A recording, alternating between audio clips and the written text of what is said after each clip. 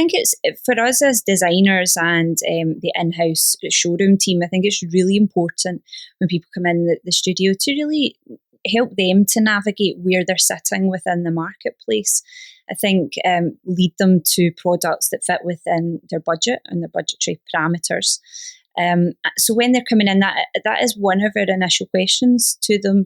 What is the budget for the project? And that then allows us to give them the best value for money within that. I think that's a big thing actually in the industry, that budgets a really difficult point to sort of bring up to clients. There's a fear at times of talking about money, but let's be faced with it.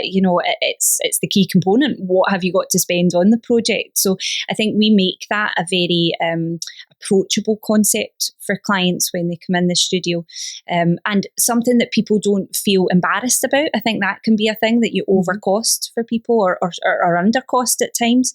So we make sure that they don't feel embarrassed about what their budget is, because every budget is a budget.